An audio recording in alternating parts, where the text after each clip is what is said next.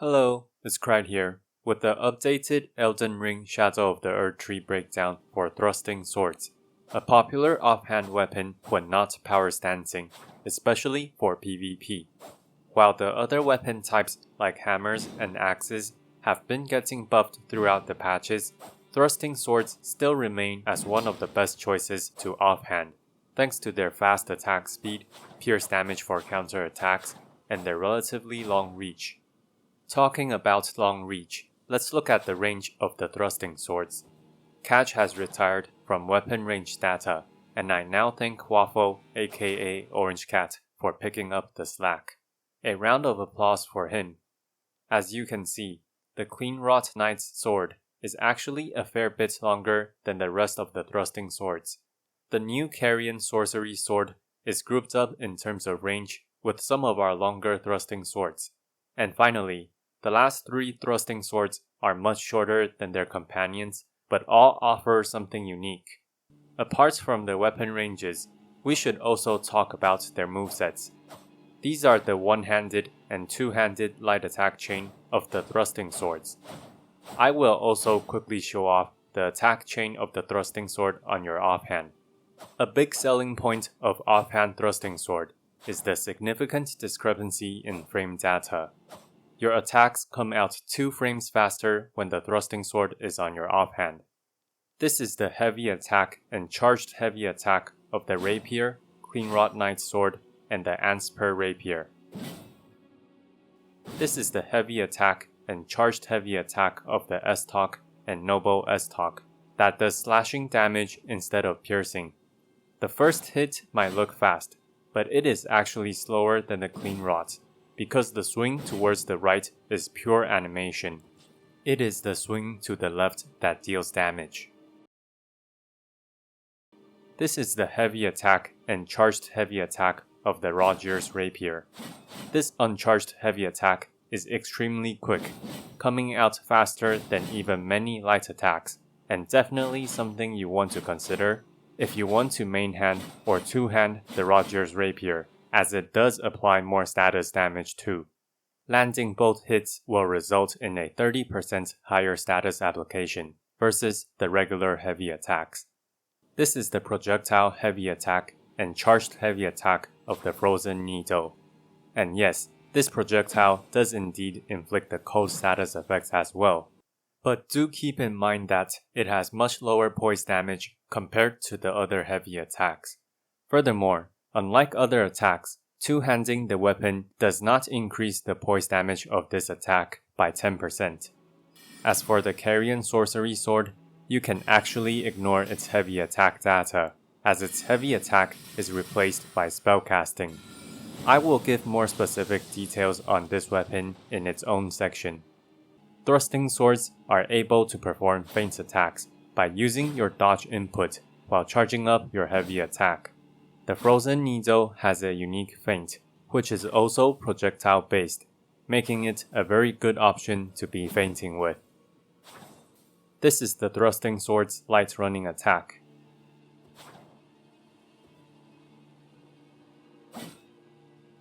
This is the heavy running attack.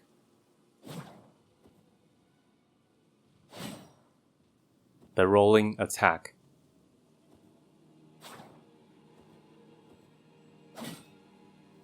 The crouch attack.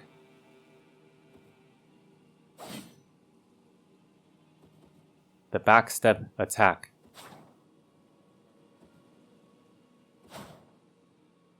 The light jump attack. The heavy jump attack. Thrusting swords have a fast and solid moveset in general. This is the power stanced attack chain for the thrusting swords. The power stanced running attack. The power stanced rolling and crouch attack. The power stanced backstep attack. This is the power stanced jump attack, which is 3 hits despite sounding like 4. A weapon that I do want to give a quick mention is the Main-Gauche, or however you're supposed to pronounce this. This is a dagger added in the DLC. running this dagger on the offhand will still allow you to use the power stance thrusting sword moveset for less stamina consumption. But this stamina consumption is because daggers use less stamina to attack, and not an additional feature. This comes at the cost of a much lower base attack. For the lowered stamina consumption, you're not getting a faster power stance moveset for using the dagger. Therefore, you're just nerfing your own DPS. I don't find this worth using because you also lose a lot of range on your offhand. The biggest benefits you can get out of this, besides style, is probably a better parry, even though it's still worse than small shields. Then again, you do have the power stance moveset. There are two unique thrusting swords in Elden Ring. The first one is the Frozen Needle, a weapon that only has a physical component but still has a cold status effect, which is quite rare. Although it only has a physical component, it cannot be buffed and scales best to dexterity. At the same stat investment levels compared to other thrusting swords, it has a relatively low attack. It does, however, come with innate cold buildup, and its unique heavy attacks, including the feint, shoots an ice projectile as covered in the moveset section. So despite being a short thrusting sword, it has its own ways to hit enemies that are further away. An interesting thing to note is that all the projectiles of the Frozen Needle do pierce damage, which means that they can counter hit for 30% extra damage. Its weapon art is locked into Impaling Thrust, which is not any different from the one you get from the Ash of War. Impaling Thrust can help you get through shielded enemies, and is also fairly good at dealing stance damage. The overall selling point of this weapon is definitely its unique heavy attacks though. Next is the newly introduced Carian Sorcery Sword, which is a unique weapon that truly deserves to be called unique. This is the only non-staff weapon that can cast sorceries. The main selling point of this weapon is that its heavy attack is replaced with spellcasting. Alternatively, you can offhand the Carian Sorcery Sword, and your main hand's Ash of War will similarly be replaced with spellcasting. Like the Frozen Needle, its weapon art is locked into Impaling Thrust. While this weapon is best used at low intelligence, do not forget about its 19 dexterity requirement, because none of the other low intelligence staffs require such a high dexterity cost. For example, at 41 intelligence, the Carian Sorcery Sword surpasses all the other staffs with 237 spell power. But since the other staffs don't require the dexterity cost, you should really be comparing the Sorcery Sword to the Academy's Glintstone staff at something like 48 intelligence, which has 261 spell power. I'm giving it 7 extra intelligence points because the best mage starting classes, like the Astrologer, tend to still have 12 dexterity or more. Opportunity cost is very important, as this means that with the same level of investment where Carian Sorcery Sword excels best at, the strongest staff is still a whole 10.1% better than the Carian Sorcery Sword at casting spells. Of course, this is assuming your other weapons don't need a high dexterity cost. It is a no-brainer that you want to invest into intelligence for this thrusting sword. But compared to magic-infused thrusting swords, the Carian Sorcery Sword actually has very low attack, losing to every single one of them. Essentially, it is weaker than a thrusting sword for the thrusting sword attacks, and also weaker than the staffs for casting spells, in order to trade for the utility of being able to do both.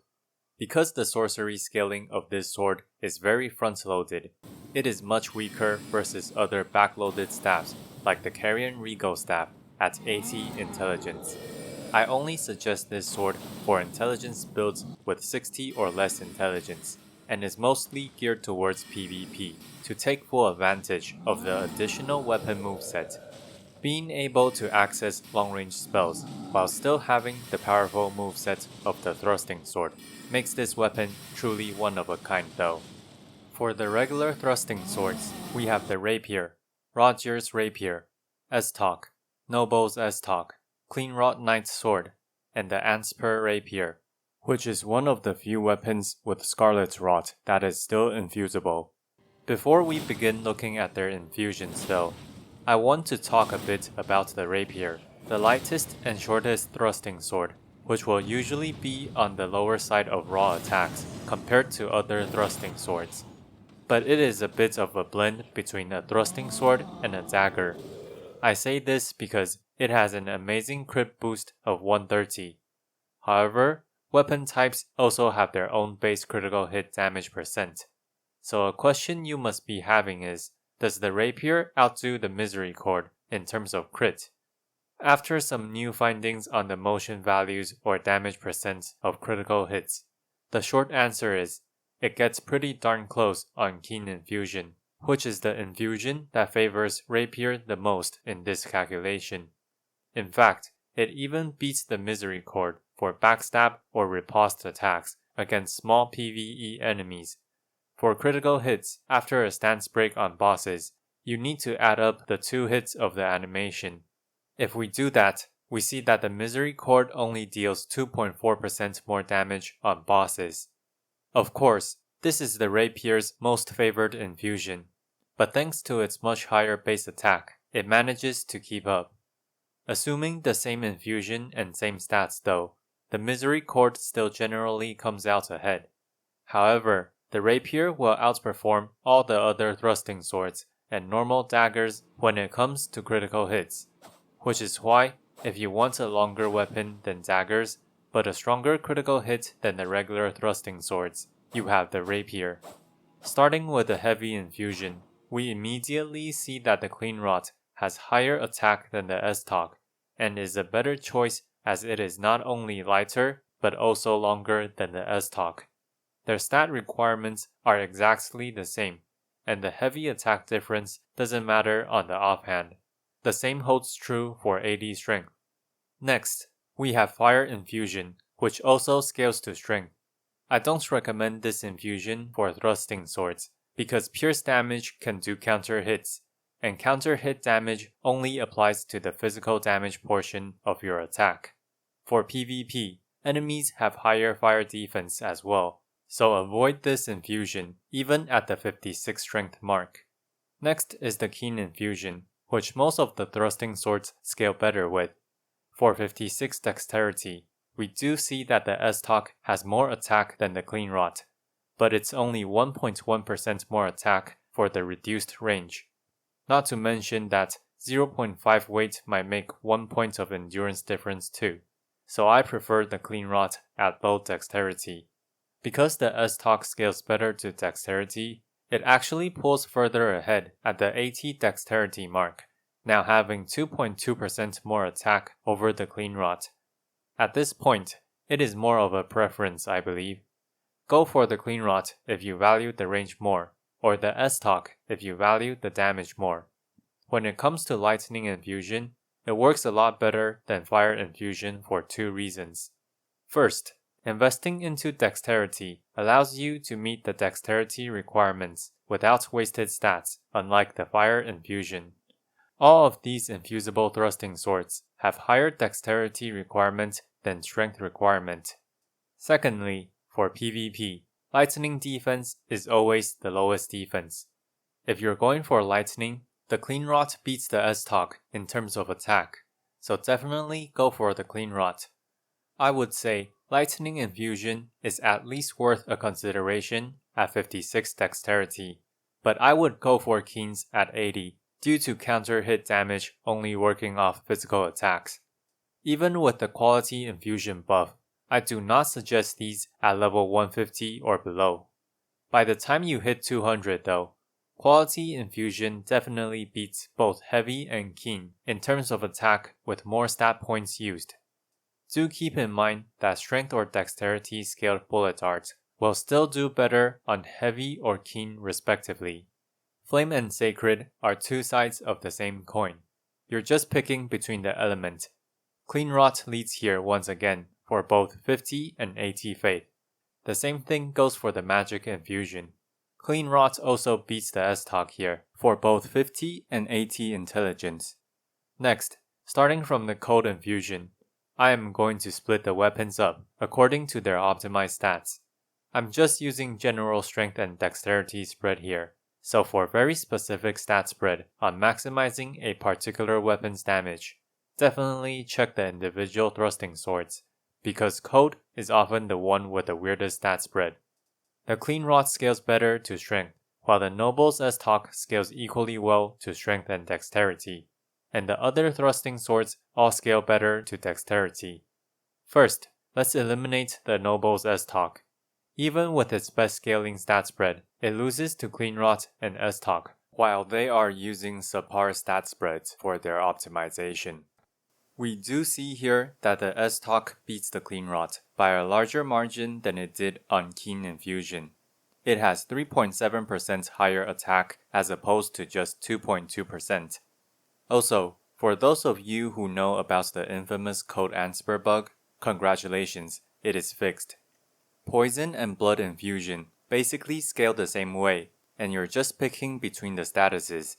Just like the Code status Infusion, the Estoc beats the Clean Rot in terms of attack, but they scale better to different stats, so it definitely depends on your other weapons. As a reminder, a particularly good thrusting sword with the status effect infusions is the Carian Rapier with its quick double hit heavy attack.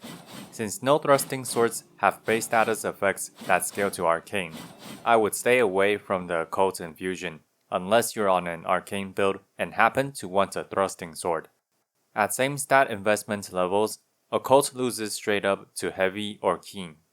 Do remember that Scarlet Rot doesn't scale to arcane. Talking about Scarlet Rot, I want to talk a bit about the Antspur Rapier. Compared to the top choice of each infusion, the Antspur always loses out on attack, regardless of the infusion, but not by much. It is also quite the short thrusting sword. However, it is one of the few weapons that is infusible, despite having Scarlet Rot. Since Scarlet Rot doesn't scale to arcane, I only suggest running Scarlet Rot weapons when you have more than one source of Scarlet Rot, like power stancing Antspur Rapiers. Because of its high dexterity requirements though, I do suggest avoiding these on the strength-based infusions, namely Heavy and Fire. The last weapon that I haven't mentioned yet is the Noble's Estoc, which weighs 1 less than the Estoc, is longer by a few pixels, but loses out on more attack. They share the same moveset and both scale better to dexterity. Even if you drop an extra point for weight requirements and another 2 or 3 for strength or dexterity requirements, the Estoc will still easily have the attack lead. Therefore, this weapon is only used for its looks and not performance. Alright, let's do a quick summary. As I just mentioned, the Noble's Estoc is eliminated for performance and only used for looks. The Main-Gauche is a dagger that can be power stanced with thrusting swords. It is also not great for reasons difficult to summarize. Go back to the Main-Gauche section for more details.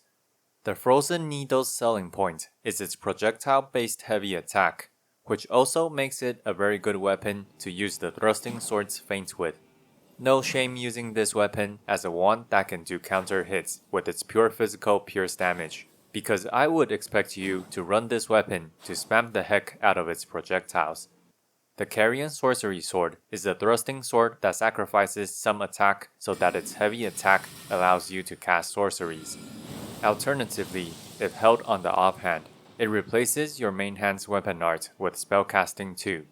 As the spell power of this thrusting sword is front-loaded, I only suggest this on intelligence builds with under 60 intelligence.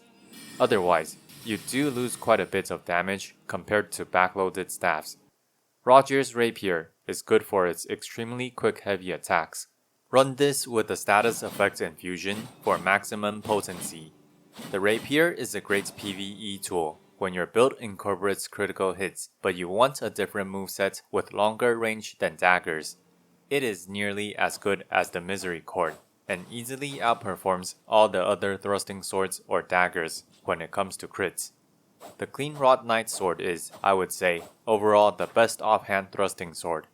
So the popular term for PvP really shouldn't be off-stock, but off-rot. If your build is dexterity based though, the Estoc does have better attack on Keen Infusion, at the cost of range. Also, Estoc has higher damage on the Keen Arcane stat spread for status infusions versus Cleanrot's Strength Arcane spread. Finally, the Antspur Rapier is a rare infusible weapon with Scarlet Rot. The Scarlet Rot status effect makes up for its short range and slightly lower attack.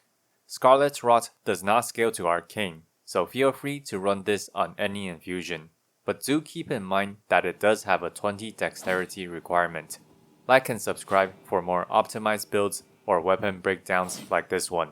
If you want to support my work, please consider buying my fantasy novel or donating to my Patreon down below.